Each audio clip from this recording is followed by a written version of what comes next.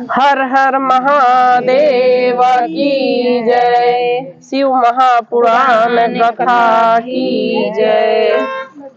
भगवान कहते हैं कि सृष्टि में अब भगवान भोलेनाथ के शादी जरूर होना चाहिए, क्योंकि बिना शादी के भगवान ऐसे ही जीवन बिताएंगे, ध्यान में रहेंगे। नारद जी कहते हैं कि जाके दक्ष, राजा दक्ष के पास जाते हैं, जो ब्रह्मा जी के पुत्र हैं। राजा दक्ष के पास जाके कहते हैं कि अब शादी हो जाना चाहिए भोलेनाथ के। दक्ष बोले कि क्या कर सकते हैं, क्या कर सकते हैं। बोले कि आपके घर में ही कन्या जन्म लेगी और उसी से भोलेनाथ महादेव जी के शादी होगी। इस प्रकार नारद जी कहते हैं, कहकर चले गए। लेकिन जो दक्ष प्रजापति थे, उनको भरोसा नहीं था कि मेरे घर में कन्या जन्म होगा और भोलेनाथ से शादी होगा। उनको बिल्कुल विश्वास नहीं हुआ।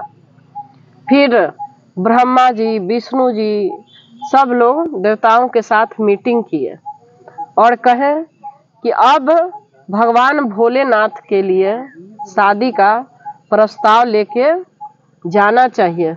जब तक माता नहीं खुश होंगी तो जन्म होगा कैसे, कैसे शादी होगा।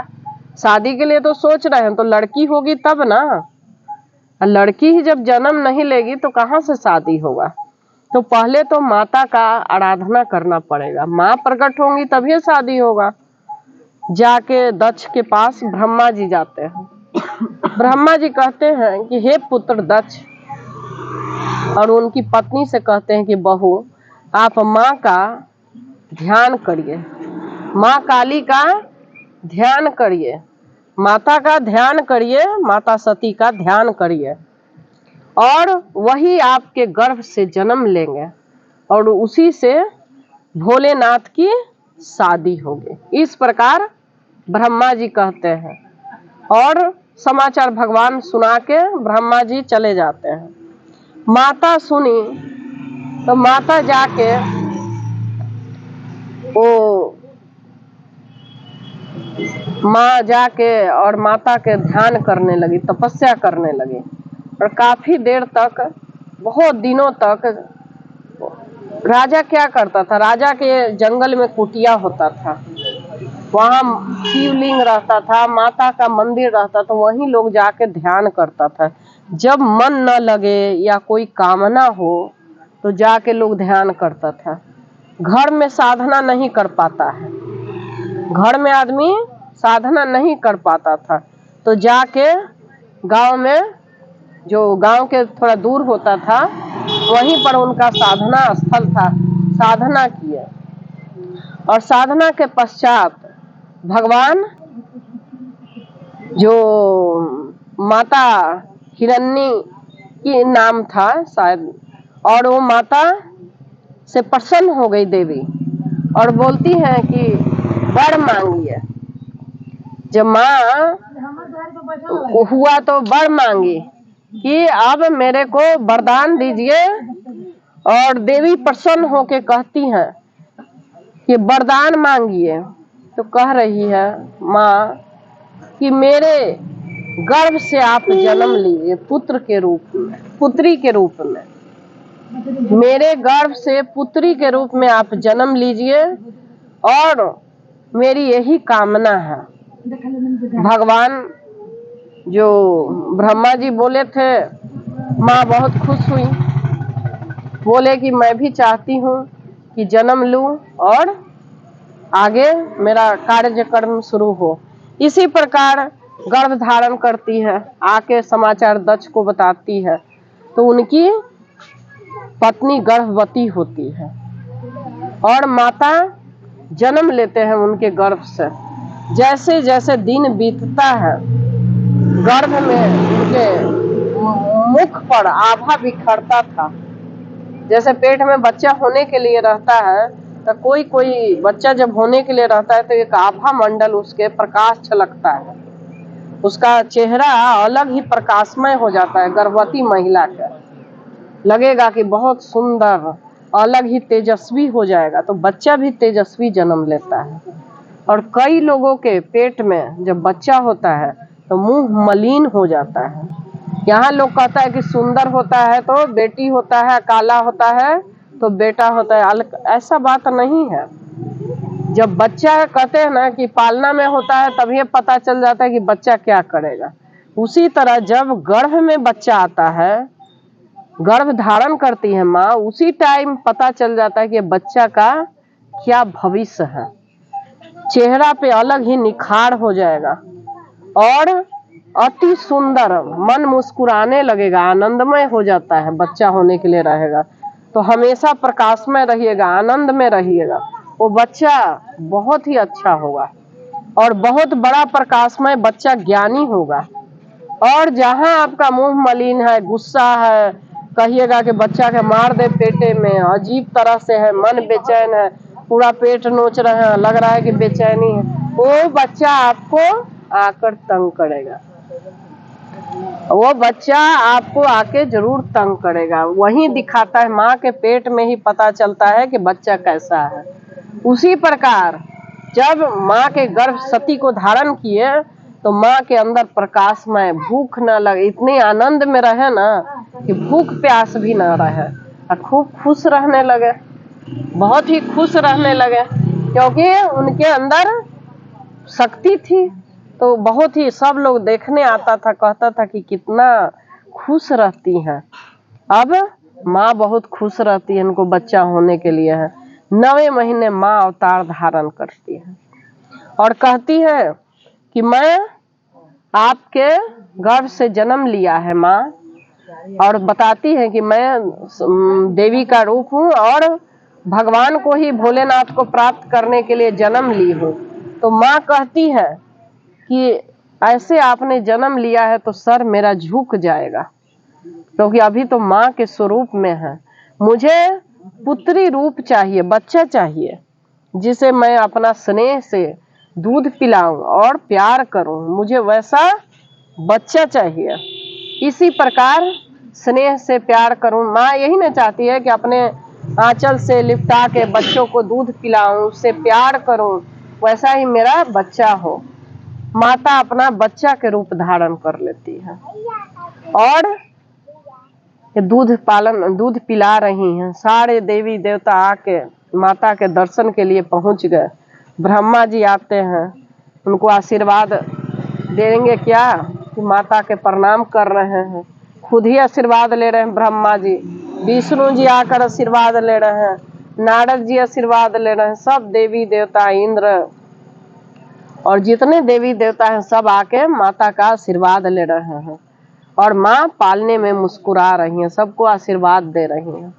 दिन पर दिन माता बढ़ने लगती है। जिस तरह से वो 5 साल की ही आयु में कहते हैं कि हम तपस्या करेंगे, जब 5 साल की हुई तो माता कहती हैं कि अब मैं तपस्या करूंगी। तो पहले हुआ कि नामकरण कर दिया जाए बच्चा का। तो नामकरण नारद जी कहते हैं कि इनका नाम सती रहेगा। सती से अच्छा कोई नहीं है। सब देखिए, सब लीला भगवान पहले से ही तय रहता है। भगवान एक महिमा का गुणगान करने के लिए एक नाटक ही तो कर रहे हैं। सती पहले ही नाम देना है, तभी ना सती होंगे। सती नाम रखा गया। सती दिन बचपन से ही भोलेनाथ के पूजा करने लगे। 5 साल के आयु में कहती है कि मैं भगवान का पूजा करने के लिए पहाड़ों में जाऊंगी। राजा दक्ष बोलते हैं कि ठीक है, सैनिक के साथ जाते हैं, शाम में वापस आ जाना। दिन में वहीं जाके सब बगान लगाई हैं, वहां पे पूजा करती हैं, नमः शिवाय का उच्चारण करती हैं। नमः, क्योंकि ओम तो खुद ही है माता, तो नमः शिवाय का उच्चारण करती हैं और कई लाख मंत्र से जप करके भगवान का जल चढ़ाना, भूखे प्यासे रहना और बाबा के पूजा करते रहना। कई दिनों तक निराहार रह के, न जल पिए न कुछ भी नहीं खाए पिए, कई दिन धुआं पी कर रहे, कई दिन पत्ते खा के रहे, कई दिन मतलब इतनी तपस्या किए, घोर तपस्या किए, और आयु बढ़ते रहा। जब 12 साल की आयु आया तब तक इतनी वो तपस्या कर लिए भगवान का कि भगवान स्वयं भोलेनाथ प्रकट हो गए। 12 साल की आयु में ही भगवान भोलेनाथ को प्रसन्न कर लिए सती माता, और बाबा आके प्रकट हो गए। बाबा किससे खुश होते हैं? भाव से, प्रार्थना से। अब वाचिक कर्म होता है, जैसे हम कोई के बारे में सोचते हैं ना कि मन से सोचते हैं कि इसका ये हो जाए, इसका ये हो जाए, इसका ये हो, तो व्रत करके उस वाचिक कर्म के हम पाप नष्ट करते हैं। जो हम सोचते हैं ना किसी के बारे में बुरा, वो भी बहुत बड़ा पाप लगता है, और वो तप करके हम उसका पाप नष्ट करते हैं। और उसके बाद उसी तरह से जब तक पाप कोई आदमी का नष्ट नहीं होता, भगवान का दर्शन नहीं होता। जब पाप नष्ट हो जाएगा तो आपके अंदर से लोभ, मोह, अहंकार, पाप, काम, क्रोध सब खत्म हो जाएगा। फिर आप समभाव से रहिएगा। समभाव से, समभाव के मतलब है सब जैसा लगेगा कि सब तो एक ही है, इसमें कोई श्रेष्ठ नहीं है, कोई नीच नहीं है, कोई ऊंच नहीं है, हम सब एक है। ऐसा भाव आपके अंदर जन्म लेगा कि हम सब एक ही हैं, ऐसा भाव उत्पन्न होता है मन में, और एकाकार हो जाता है आदमी भगवान के साथ। और जब एकाकार हो जाता है तो क्या होता है? भगवान उसका सुनने लगता है। अभी जैसे बाबा का तुलना किए तो राम जी के साथ एकाकार हो गए, तो उनकी जो भी आप जो सोचते हैं उनको पता चल जाता है। एकाकार होने से यही होता है कि जो आप सोच रहे हैं उसको पता चल जाता है, और कोई वो नहीं है, उसके साथ दैविक शक्ति होता है, भगवान की शक्ति होता है। तंत्र मंत्र नहीं है कि भूत प्रेत आके कह दिया कि रखवाला रख ले है। रखवाला रखते हैं ना लोग, तांत्रिक विद्या में है कि भूत प्रेत के सिद्धि लेके रखवाला रखे रहते हैं, वो आके पीछे का बताएगा। भक्ति में ऐसा नहीं है, भक्ति में ऐसा नहीं है। भक्ति में भगवान ही आपके अंदर ऐसी शक्ति देगा, भगवान ही आपके अंदर ऐसी ज्ञान देगी कि वो आपको सब कुछ बताएगा। अंदर आत्मा ही आपके सब कुछ बताएगा। आपको कोई ऐसा गलत काम नहीं करना है, कोई तंत्र फंत्र में नहीं जाना है। वो कब मिलता है? जब हम भगवान का नाम जपते हैं, प्रभु का नाम लेते हैं, तो ऐसी शक्ति हमें मिलती है। जो होने वाला है वो पहले महसूस हो जाएगा। और अभी जैसे इनके पोता की बात है, तो पैर का ऐसा हुआ, बिल्कुल था कि वैसा ही पैर रहेगा। ये कैसे ठीक हुआ है? मात्र भभूति से। जब हम खुद भभूति नहीं देना चाह रहे थे ना 4-5, लेकिन उस दिन जब इनके आंख में आंसू देखे, उदास जैसा कि लगता है कि अब भभूति नहीं मिला, ये भभूति का ही चमत्कार था। ये भभूति का मात्र चमत्कार था कि बच्चा अच्छा से हुआ, और जो भी हुआ अभी बिल्कुल ठीक हो गया। तो ये बाबा की ऐसी शक्ति है, और हाँ अभी भी है। ऐसा नहीं है कि हमारा मतलब चले गए हैं बाबा, समझ रहे हैं ना? बाबा के अंदर जब हम साधना करते हैं, ध्यान करते हैं, तो हमारे अंदर एक ऐसी शक्ति जन्म लेती है, शक्ति जन्म लेती है जिससे कोई भी रोग, असाध्य रोग भी ठीक हो सकता है। बिजनेस भी चलने लगता है, काम चीज में बरकत भी मिलता है, और बड़ा से बड़ा रोग कष्ट का निदान हो जाता है मात्र ये शिव महापुराण कथा सुनने से। ये कथा में बहुत शक्ति है। कथा सुनने से बड़े बड़े रोग गायब हो जाते हैं, बड़े बड़े कष्ट गायब हो जाता है। लेकिन प्रेम और भाव जरूरी है। अगर प्रेम और श्रद्धा नहीं जन्म लिया तो नहीं ठीक हो सकता। अब हम इतना मेहनत कर रहे हैं, अगर हमारे अंदर श्रद्धा ही जन्म नहीं है, प्रेम ही जन्म नहीं है, तो फिर आने से क्या फायदा? फिर सब बेकार है। हम प्रेम से एक लोटा जल चढ़ा देते, एक पत्ता तोड़ के चढ़ा, भाव से कहीं दूर से भी गोर लागेंगे, वो हमें मिलता है। और वही हम कहते हैं कि हमें भगवान की भक्ति प्राप्त हो रही है। और इसी प्रकार सती क्या की? तपस्या की भगवान के। जब भगवान के इतनी तपस्या की तो बाबा मिल गए, और बाबा आके सती के हाथ पकड़ लेते हैं। कहते हैं कि चलिए मेरे साथ, आप चलिए मेरे साथ। और सती को वहीं से लेके कैलाश पे चले गए। उनकी शादी वहां नहीं होती है, वो वहीं से लेके कैलाश पर चले जाते हैं अपनी पत्नी गंधर्व विवाह करके, और सती को लेके चले जाते हैं वहां पे कैलाश पर्वत पर, और पति पत्नी के रूप में सती के साथ रहते हैं। कई वर्षों तक रमते रहे अपना माता पिता लोग, सती और उनके घूमते रहे, बहुत दिन तक बीत गया, भोग विलास किए। भगवान दोनों तो एक ही है, उन्हीं का रूप है, दोनों आनंद में खूब रहे भगवान। और जब एक दिन जब ये सीता जी और राम जी जब जा रहे थे वन, तो सीता जी बिछड़ गए। सीता जी बिछड़ गए तो कहते हैं कि किस तरह से ये बनवासी रो रहे हैं। सती बोलती हैं, माता सती, कि किस तरह से बनवासी रो रहे हैं। तब माता सती बोल रहे हैं, तब भोलेनाथ कहते हैं कि ये भगवान विष्णु है और वो माता लक्ष्मी है।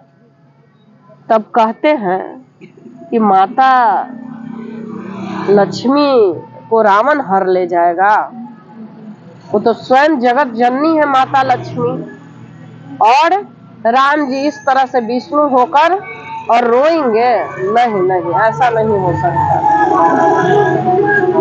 भगवान भोलेनाथ जब कहते हैं तो उनको विश्वास नहीं होता है, माता सती को विश्वास नहीं होता है कि राम स्वयं विष्णु के अवतार हैं। इस प्रकार विश्वास नहीं हो रहा है। बोलते हैं कि तब भगवान भोलेनाथ कहते हैं, महादेव जी कहते हैं कि जाकर देख लो, जाकर पूछ लो, मेरे बात पे भरोसा नहीं है तो। सती कहते हैं कि ठीक है, महादेव जी के बोलते हैं ठीक है, जा रहे हैं। जाके सीता के रूप धरती हैं, सीता के रूप धरती हैं और राम जी के पास जाते हैं कि आप क्यों रो रहे हैं स्वामी, मैं तो इधर ही हूँ। तो राम जी देखते हैं, अब लक्ष्मण जी कह रहे हैं भाभी भाभी, लेकिन राम जी कह रहे हैं कि ठहरो ठहरो लक्ष्मण। और जाके राम जी माता के पैर छूते हैं कि हे माता, आप यहाँ तो प्रभु कहाँ, आप तो सदैव आप दोनों साथ ही जाते हैं, लेकिन भगवान कहाँ है, भोलेनाथ कहाँ है? अब तो माता पार्वती जो सीता के रूप धैले थी, एकदम वो हो गई, शर्मसार हो गई कि स्वयं सही में ये विष्णु जी हैं। ये तो ऐसे रूप धरे हुए थे, अपने रूप में माता आ जाती हैं पार्वती जी के रूप में। पार्वती जी के रूप में जब आती हैं तो लक्ष्मण जी भी और भगवान राम जी उन लोगों से आशीर्वाद लेते हैं माता से, और माता अति प्रसन्न होकर आशीर्वाद देते हैं कि आप सीता को ले आइए सही सलामत और रावण को मार डालिए। खुद माता कहती हैं, और जब आती हैं तो भगवान के पास आती हैं। भगवान भोलेनाथ कहते हैं, बाबा कहते हैं कि आप मेरी माता हो गई, अब मैं आपको पत्नी के रूप में कैसे स्वीकार करूं? अब तो आप मेरी माता हैं। जब आपने सीता के रूप ले लिया तो आज से मेरी माता हो गई। इस प्रकार कह रहे हैं भगवान भोलेनाथ, और माता का रूप बन गया। वो पति पत्नी का रूप छोड़ दिए भोलेनाथ और माता के रूप हो गए। इसी प्रकार सब देवी देवता, अब तो भगवान को कुछ माया रचना ही है कि किस प्रकार क्या होगा, तो सारे देवी देवता मिल के कहते हैं कि अब एक यज्ञ होना चाहिए, जिसमें यज्ञ में हवन होना चाहिए, जिससे सब वातावरण शुद्ध होगा। यज्ञ होने से क्या होता है? वातावरण शुद्ध होता है, पूजा पाठ देवता को मिलता है, शक्ति मिलता है, बल मिलता है। हवन से ही देवताओं को बल मिलता है, यज्ञ से ही, और शक्ति मिलती है। यज्ञ में ही सारा शक्ति है। कितना भी अगर हम सिमरन करते हैं या नाम जपते हैं, जब तक हवन में दक्षांश नहीं देते हैं तब तक मंत्र भी सिद्ध नहीं होता, नाम का फल भी हमें नहीं मिलता। तो दक्षांश इसीलिए हवन में डालते हैं। इस प्रकार यज्ञ का हुआ। तो बोले कि यज्ञ कहाँ होगा? तो प्रजापति राजा दक्ष, जो ब्रह्मा जी के पुत्र थे, सती के पिता थे, वहीं पर यज्ञ का वो हुआ, यज्ञ रखा गया। यज्ञ में सबका न्योता पड़ा, सारे सप्त ऋषि को, विष्णु जी के, ब्रह्मा जी के, सारे देवी देवता, जितने ऋषि पत्नी, ऋषि मुनि, सबको निमंत्रण हुआ। सिर्फ भगवान भोलेनाथ को निमंत्रण नहीं भेजा गया, बाबा को निमंत्रण नहीं हो गया। तब जब देखे कि इंद्र की पत्नियां, चंद्र की 2700 कन्या तैयार होके जा रहे थे, तो सती मार्ग में मिलती हैं, सती माता, और कहती है तुम लोग कहाँ जा रही हो? हे बहन, अपनी बहन थी, बोले कि हे बहन तुम लोग कहाँ जा रही हो? तो बोले कि हम अपने दर्शन करने जा रहे हैं, अपने यज्ञ में जा रहे हैं, पिता माता ने मुझे बुलाया है और मैं वहीं दर्शन करने जा रही हूँ, यज्ञ में जा रही हूँ। आपको नहीं बुलाया क्या? तो नहीं, मुझे नहीं बुलाहट हुआ। दौड़ी हुई आती है सती माता और भोलेनाथ से कहते हैं कि हे प्रभु, इतना बड़ा यज्ञ हो रहा है, पूरा संसार को निमंत्रण है, पूरा ब्रह्मांड को निमंत्रण है, और आपको ही निमंत्रण नहीं है। मैं जाऊंगी, मैं जरूर जाऊंगी।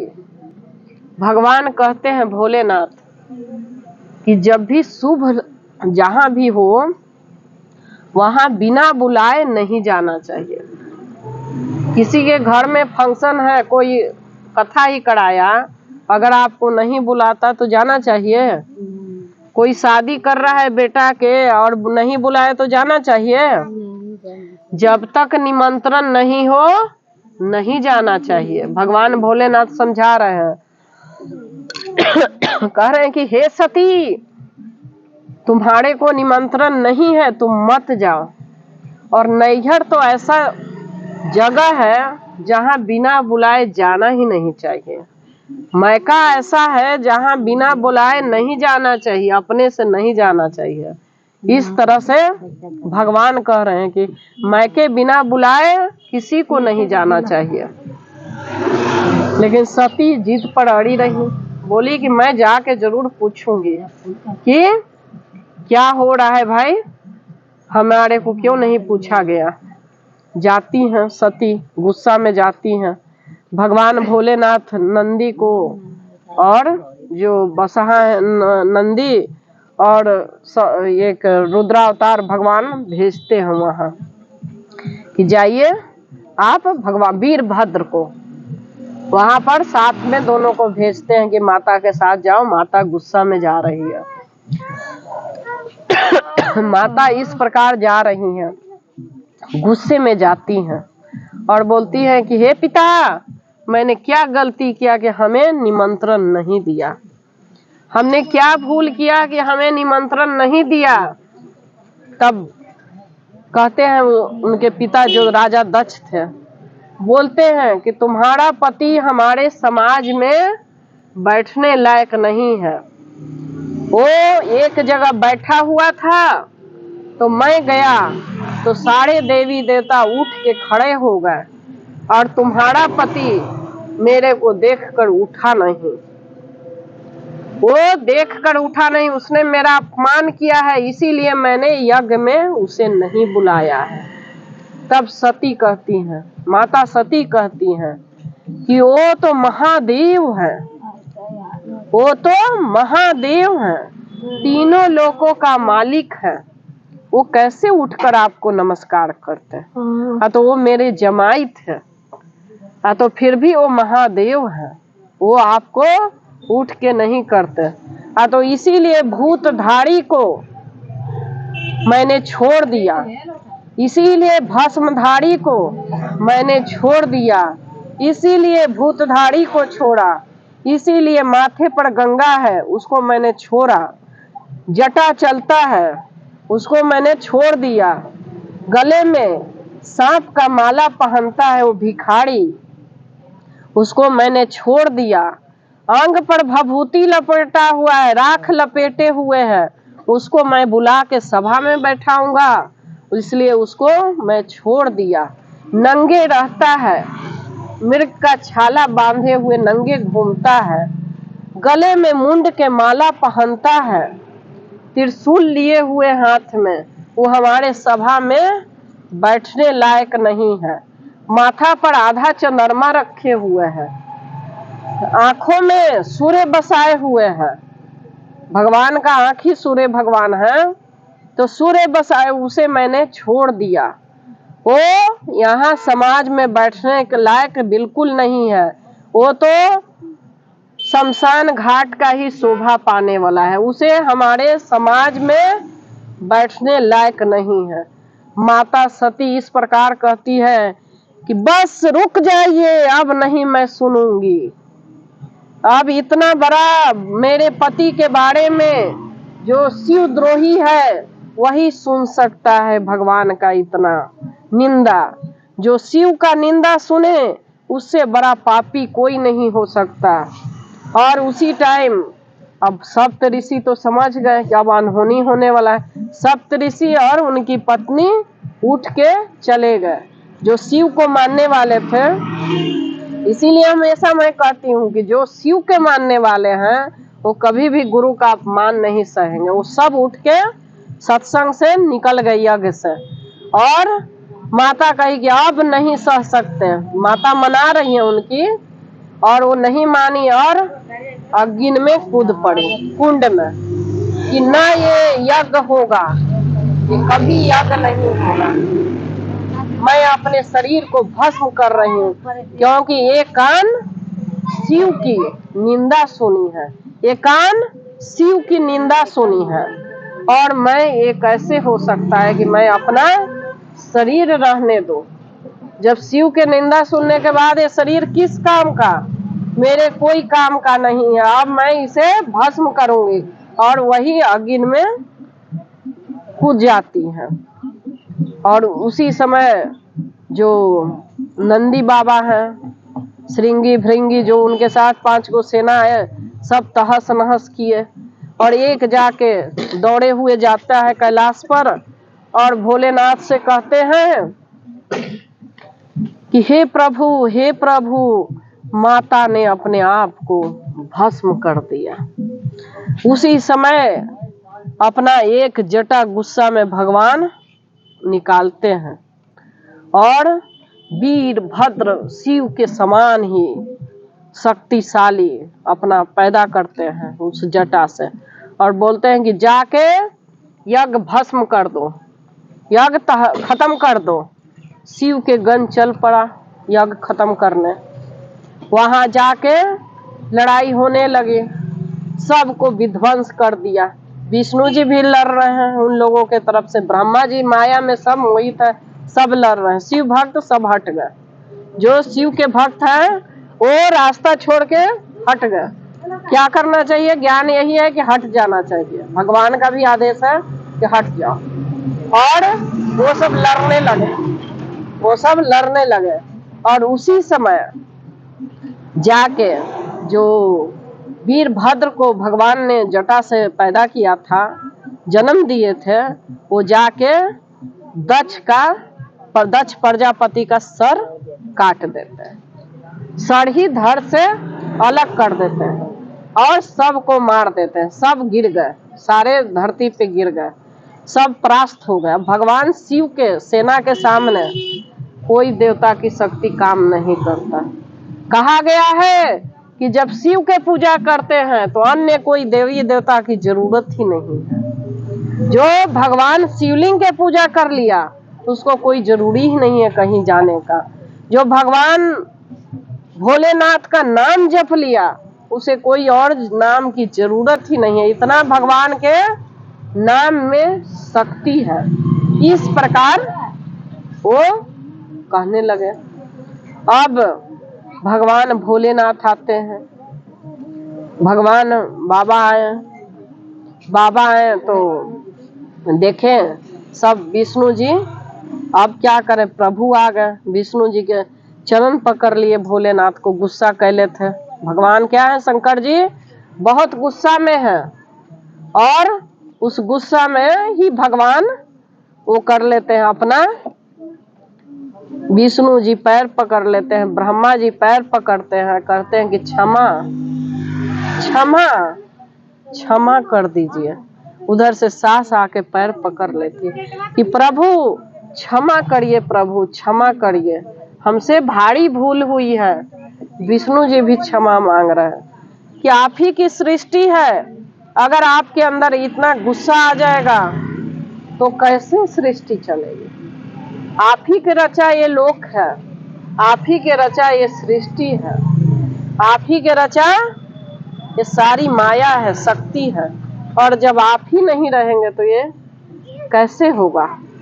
अगर ये विष्णु ही नहीं रहे, ब्रह्मा ही नहीं रहेंगे तो कैसे। भगवान त्रिशूल अपने साथ रख लेते हैं, हाथ में त्रिशूल भगवान रख लेते हैं, क्योंकि इस प्रकार कह रहे हैं कि जब आप ही नहीं रहिएगा तो कैसे ब्रह्मा रहे, मतलब विष्णु कैसे रहेंगे। सबको तो भस्म कर देंगे, जैसे त्रिशूल मारेंगे सबको ही खत्म हो जाएगा, तो कैसे सृष्टि बचेगी।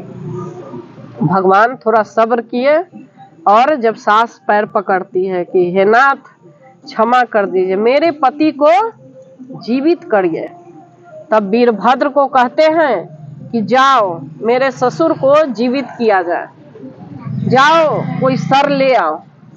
तो वीरभद्र गए और बकरा के सर ले आए, बकरा के काट के सर ले आए और वही बकरा के सर दक्ष को ससुर को रख दिए।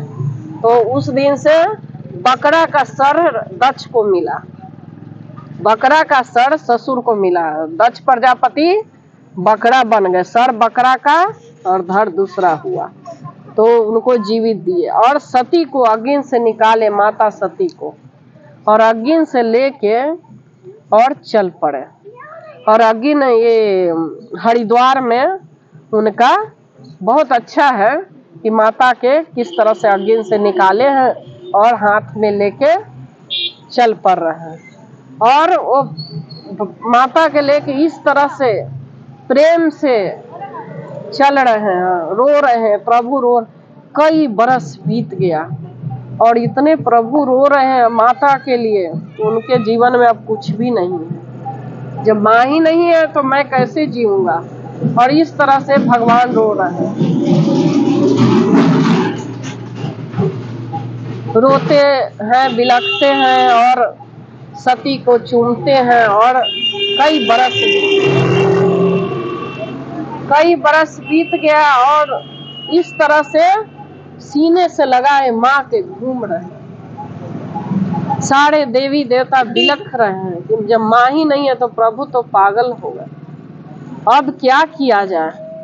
फिर भगवान लोग बैठे, विष्णु जी के पास गए देवी देवता, बोले कि भगवान भोलेनाथ तो बिल्कुल माता के लिए पागल हो गए, अब क्या किया जाए, अब क्या किया जाए।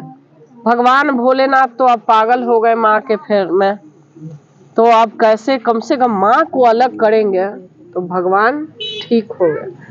अब विष्णु जी कहते हैं कि एक ही उपाय है, अब एक ही उपाय है कि उनसे माता को ले लिया जाए, तब जाके वो शांत होंगे। विष्णु जी बोले कि कैसे ले, अब वो तो इस तरह से जकड़े हुए शरीर में, कि वो नहीं होगा, तो सुदर्शन चक्र निकालते हैं और माता का 51 धड़ काटते हैं। माता का 51 धड़ काटते हैं और 51 धड़ अलग अलग जगह पर पूरे विश्व में गिरता है। 51 धड़ माता सती का 51 धड़ जब गिरता है पृथ्वी पे, तो 51 जगह भोलेनाथ गए है ना, प्रसिद्ध मिला हुआ शक्तिपीठ का। 51 जगह भोलेनाथ जा जाके उठाए हैं, चूमे हैं, रोए हैं एक एक धड़ के पास। इसीलिए उसे शक्तिपीठ कहा गया। पटना में भी 2 धड़ गिरा हुआ है। हर जगह भोलेनाथ गए हैं और माता के पास जाके बिलखे हैं, रोए हैं।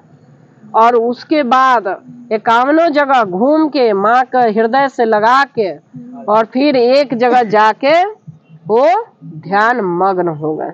ध्यान में एक जगह जाके बैठ गए। अब ये जो 51 धड़ गिरा है, ये सब शक्ति यही है ना, नैना जी, ज्वाला मैया,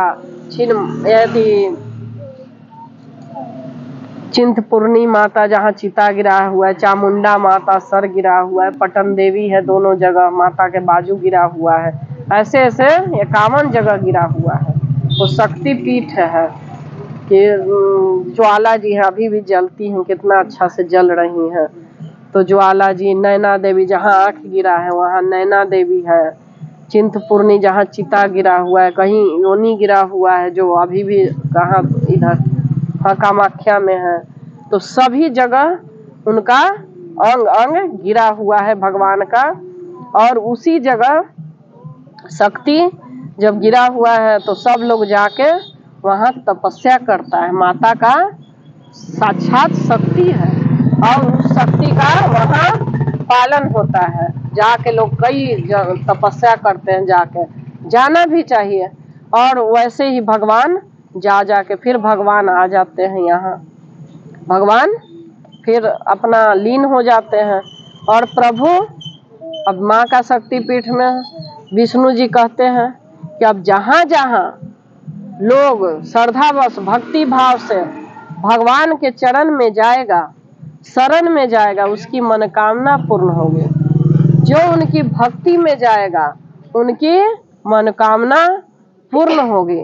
जो भगवान का नाम लेगा, माता का नाम लेगा, उनकी मनोकामना पूर्ण होगी। तो बाबा के साथ ये 51 शक्तिपीठ भी उतना ही महत्वपूर्ण है, क्योंकि माता सती का धड़ है। आप लोग जानते हैं, जानते हैं आप लोग? हाँ, तो 51 शक्तिपीठ है और 51 जगह जब भी मौका मिले तो जरूर दर्शन करना चाहिए। वही शिव महापुराण में ये भी कथा का वर्णन है। और जब भी मौका मिले, यहाँ से भी नहीं होता है ना तो याद करिए, वो बहुत आपको एनर्जी और पावर देगा माता के। नहीं हमसे देखिए 12 ज्योतिर्लिंग के भी बताए क्या करना है कि यहीं से घर से बैठे याद करिए। ये भी याद कर सकते हैं घर से बैठे हुए। और किस तरह से सती जन्म हुआ, सती का शादी हुआ, सती परीक्षा ली रामचंद्र जी के, और किस तरह माँ के रूप बने। तो भगवान ने त्याग तो करना ही था, वो अपना शरीर भस्म किए और शरीर भस्म करने पर 51 शक्तिपीठ बना माता का। तो 51 जगह माता की पूजा हुई। तो ये भगवान की लीला है, सब प्रभु का लीला है। भगवान अंतर ध्यान बैठे हैं, भगवान अंतर ध्यान बैठे हैं, यही लीला है भगवान की। अब आगे अगले कथा में आगे पार्वती जी, अभी तो सती जी की ही कथा चलेगी और भगवान का ही वर्णन होते रहेगा। तो बाबा के मन में भी रोंगटे खड़े हो जाते हैं। बाबा के नाम लेने पर कितने पाप नष्ट होते हैं, कितनी आनंद आता है कथा सुन के। भगवान का नाम लेने पर, भोलेनाथ के नाम लेने में इतनी शक्ति है, इतनी पावर है। और जिस तरह कहते हैं कि जो मेरा इस कथा का वर्णन सुना है, इस महापुराण का इस अध्याय का वर्णन सुनता है सती का, कई जन्मों का पाप नष्ट करते हैं। और भक्ति प्रदान करते हैं, उसके कुल की वृद्धि देते हैं, उसके कुल में वृद्धि देते हैं, उसके संतान उत्पत्ति होता है घर में, धन वैभव की कभी कोई कमी नहीं होती, भगवान हमेशा उसके साथ रहते हैं। इस तरह से बाबा कह रहे हैं। स्वयं बाबा का वाक्य है, भोलेनाथ का वाक्य है कि बाबा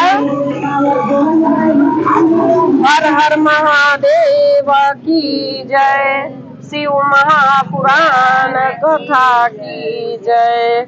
इस तरह से बाबा सबका आशीर्वाद दे रहे हैं कि हमारा जो भी कथा सुनता है उस पे मैं अति प्रसन्न होता हूँ। हर हर महादेव की जय।